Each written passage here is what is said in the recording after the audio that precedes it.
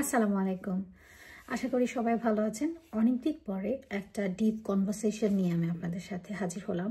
আজকে আমি যে জিনিসটা আপনাদের সাথে শেয়ার করতে চাচ্ছি এটা সম্পূর্ণই আমার একটা ব্যক্তিগত অভিজ্ঞতা। আমি যখন অস্ট্রেলিয়াতে আসার আগে আমার অস্ট্রেলিয়া সম্পর্কে একটা ধারণা ছিল যে it's a very safe country, কোনো সমস্যা নাই, ওকে ভালো। ইভেন আমি মনে করি যে বাংলাদেশ থেকে যারা আসলে আসেন বেশিরভাগ লোকই মনে করেন যে এখানে আসলে কোনো স্ট্রাগল নাই, এখানে আসলে কোনো ঝামেলা নাই, it's a very secure country. কিন্তু আমি আজকে কিছু আলোচনা করতে চাই, বোঝাতে চাই যে আসলে অস্ট্রেলিয়া অ্যাডেলাইড কতটা সিকিউর। আমি এই মুহূর্তে অ্যাডেলাইডে আছি।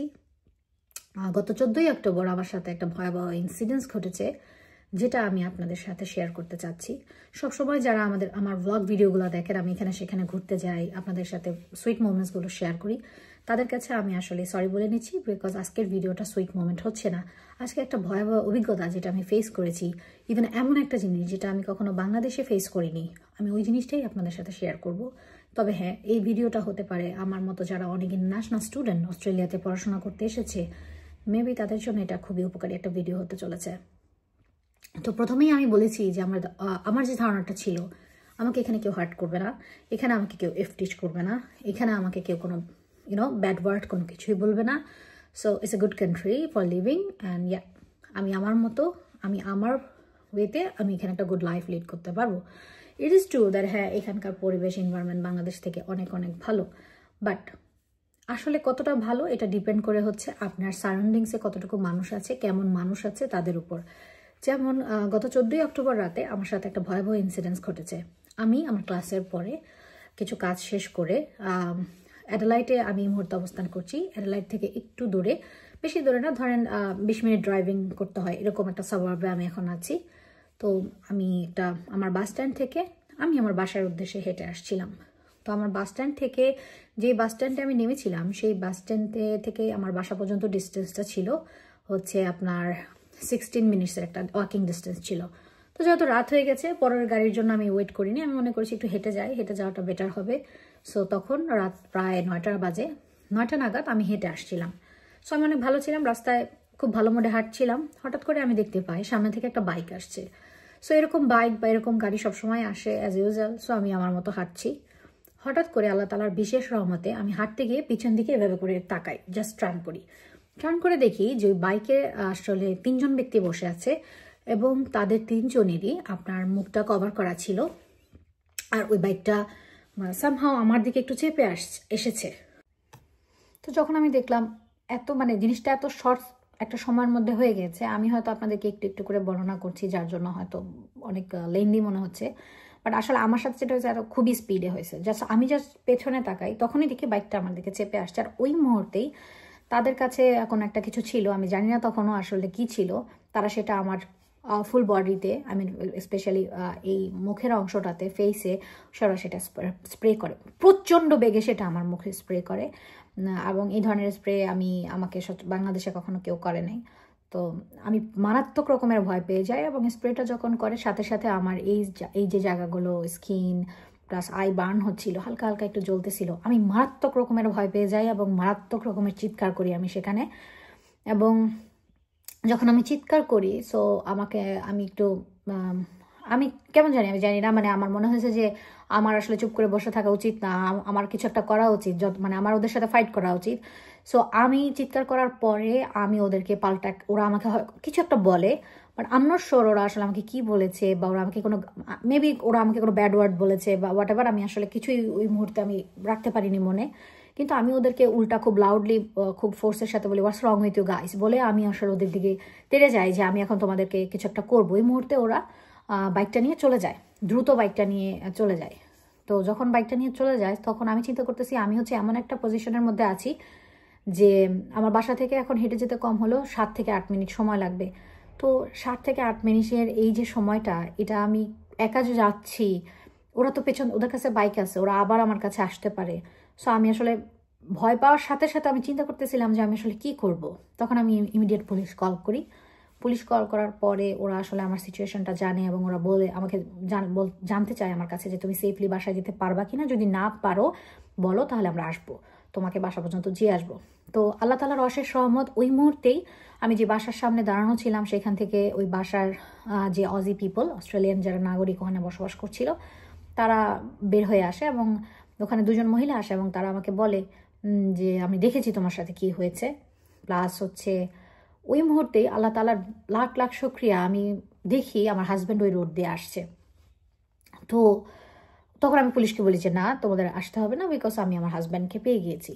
তো আমার হাজব্যান্ড জানতো না যে আমি এই রোডে আছি, অ্যান্ড আমি জানতাম না যে সেই মুহূর্তে এই দিকে আসবে। এটা একমাত্র সম্পূর্ণ আল্লাহ তাআলার ইচ্ছা ছিল। তারপরে ও আমাকে দেখে হঠাৎ বলে, জিজ্ঞেস করে তুমি এখানে কি করছো। তো আমি ওকে তাকে হোল সিনারিওটা যখন বলি, তখন সে আমাকে ওরা আরও ভয়াবহ একটা জিনিস শোনায়। সেটা হচ্ছে এই লোকগুলোই আমাকে অ্যাটাক করার পরে আর একটু সামনে গিয়ে, মানে maybe they little bit frustrate যে আমার সাথে তারা প্রপার কিছু একটা করতে পারেনি। আমি জানি না তারা কেন করতে পারিনি বা কী হয়েছে, এখানে আমি আসলে কিছুই ওই এত ফাস্ট বুঝতে পারিনি। তো তারা ওই যে স্প্রেটা আমাকে করেছিল, তার বাকি অবশিষ্ট যে স্প্রেটা ছিল তারা অল্প একটু আপনার ভাইয়ার মুখে করছে। আপনার ভাইয়া মনে করছে যে ওকে ফাইন, আপনার ভাইয়াও তাদের চেহারা ভালোভাবে দেখতে পারিনি, আপনার ভাইয়া মনে করছে ওকে ফাইন, মনে হয় ছোট বাচ্চারা দুষ্টুমি করছে ওকে। তো আপনার ভাই ওই মুহূর্তে রেনকোট পরা অবস্থায় ছিল, যার কারণে তার শরীরে খুব একটা লাগেনি এবং তার শরীরে কোনো একটা জ্বলাপোড়া হয়নি। বাট আমার তো বাজে একটা অবস্থা গেছে, আমার পুরা মুখ জ্বলতেছিল। তো যাই হোক, এই মুহূর্তে আমরা বাসায় যাওয়ার জন্য প্রস্তুতি নিচ্ছি এবং যেই মহিলা দুজন আমাদের হেল্প করার জন্য এসেছে তারা আমাদের সাথে কথা বলতেছে যে তুমি ঠিক আছো কিনা, তুমি বাসা পর্যন্ত এখন একা যেতে পারবা কিনা, তুমি পুলিশ কল করেছো কিনা, আমরা এরকম কথা বলতেছিলাম। ইন দ্য মেন টাইম এই 3টা কালপ্রিট আবার বাইক নিয়ে ব্যাক করে। সো মেবি ওদের ধারণা ছিল যে মেয়েটা ওখানে একা আছে, ওকে লেটস ডু সামথিং। দেন ওরা আসে, ওরা যখন দেখে যে এখন আমরা আসলে 4 জন হয়ে গিয়েছি, তখন এই কালপ্রিটগুলো কি করে, ওই একটা fire extinguisher, big fire extinguisher আমাদের দিকে ছুঁড়ে মারে। তো যখন আসলে ফায়ার এক্সটিংগুইশারটা ছুঁড়ে মারে, তখন আমি বুঝতে পারি যে আমার মুখে আসলে যে জিনিসটা স্প্রে করা হয়েছে এটা কোনো নর্মাল জিনিস না, এটা হচ্ছে সেই ফায়ার এক্সটিংগুইশার যেটার অর্ধেকের বেশি, প্রায় বেশি অর্ধেক আমার মুখে স্প্রে করা হয়েছে, যার জন্য আমি জ্বলছিল। এবং আপনার ভাইয়াও সেটা রিয়েলাইজ করে যে হ্যাঁ দিস ইজ দ্য থিং যেটা আমাদের উপর আসলে অ্যাটাক করা হয়েছে। তারপরে তারা চলে যায়, বাসায় আসি আমি। বাসায় এসে ও আচ্ছা, এই মুহূর্তেই ওরা যখন আবার আমাদের দিকে আসছিল এবং ওই ফায়ার এক্সটিংগুইশারটা থ্রো করলো আমাদের দিকে, তখন যে ভদ্রমহিলা দুজন এসেছিল, অস্ট্রেলিয়ান লেডি, এই মুহূর্তে তারা একটা ছোট্ট ভিডিও ফুটেজ নিয়ে নেয় এবং ওই বাইকের নাম্বার প্লেটটা কালেক্ট করে।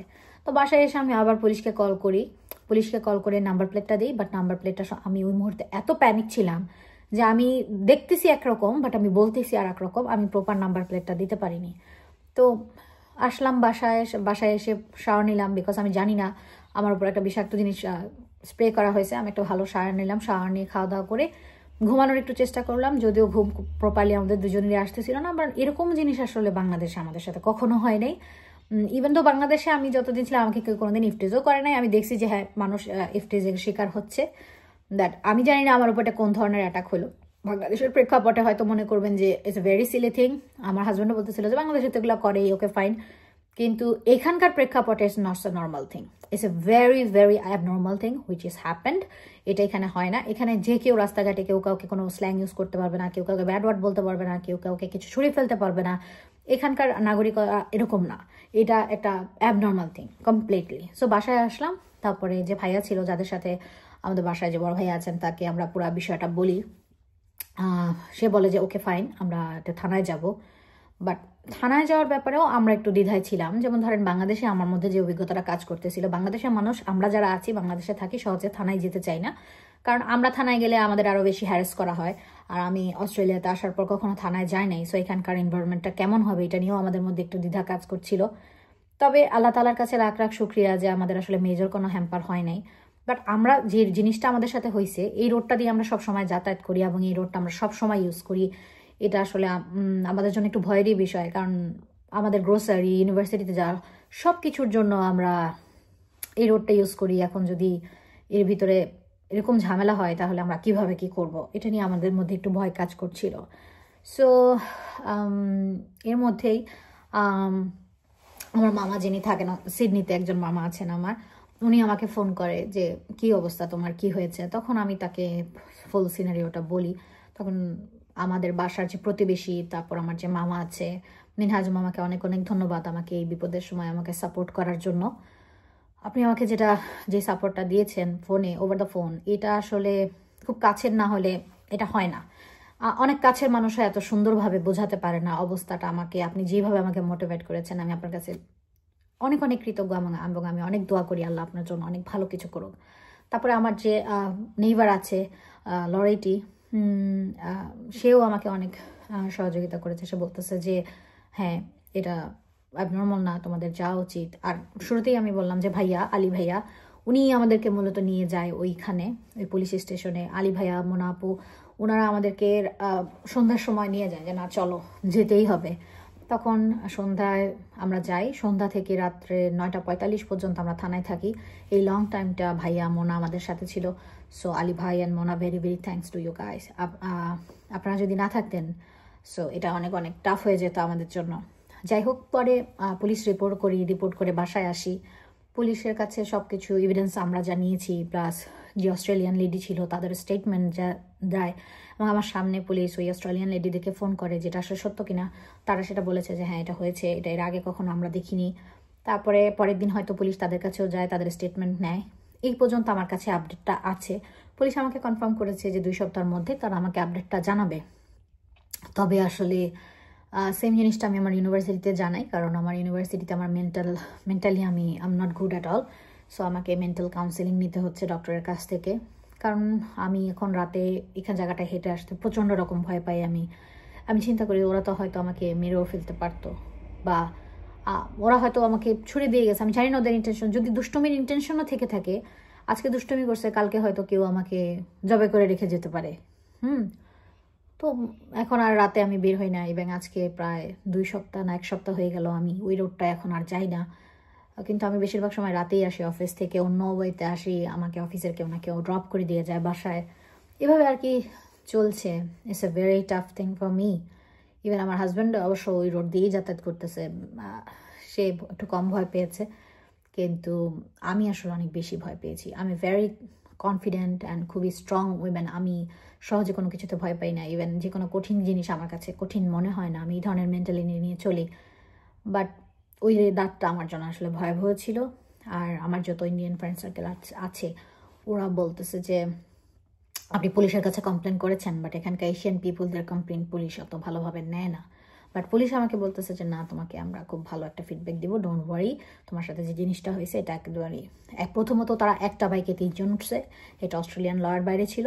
দ্বিতীয়ত তারা কেউ হেলমেট পরে নাই, এটাও একটা রুলস ব্রেক করছে। তৃতীয়ত দ্য মেজর যেটা, এখানে একটা মানুষ কীভাবে স্প্রে করা, হ্যারাস করা, অ্যাসাল্ট করা, এগুলা এখানে চলবে না। সো এটাও একটা রুলস ব্রেক করছে। তাও আমি এখন জানি না কি ফিডব্যাক আসবে, তবে যদি কোনো ফিডব্যাক আসে অবশ্যই আমি আপনাদের সাথে শেয়ার করব। তো মেন্টাল কিছু আপস অ্যান্ড ডাউনস চলছে, যার জন্য ইউটিউবে ভিডিও করা হয় না এবং কোনো কিছু আপনাদেরকে দেখানো হয় না। আমি জানি আমার এই ছোট্ট চ্যানেলে আমাকে যারা সাবস্ক্রাইব করেছেন, আপনারা আমার ভিডিওগুলো দেখেন, আপনারা আমার জন্য আসলে দোয়া করবেন যাতে আমি আমরা দুজন সেফলি এখানে থাকতে পারি আর কি, সেফলি এখানে থাকতে পারি। আর আপনাদের যে কোনো হেল্প লাগবে, যেহেতু আপনারা কমেন্টস করেন, আমি সবসময় ট্রাই করি সেগুলোর উত্তর দিতে। আর আমি যেটা জানি না সেটা জেনে তারপর আসলে উত্তর দিই। আর যারা আমাকে মেল করতেছেন বা আমার মেসেঞ্জারে নক করছেন, তাদেরকেও আমি প্রপার ইনফরমেশন দেওয়ার চেষ্টা করি। আলহামদুলিল্লাহ এখন পর্যন্ত এই হচ্ছে বিদেশি জীবনের ভয়াবহ অভিজ্ঞতা।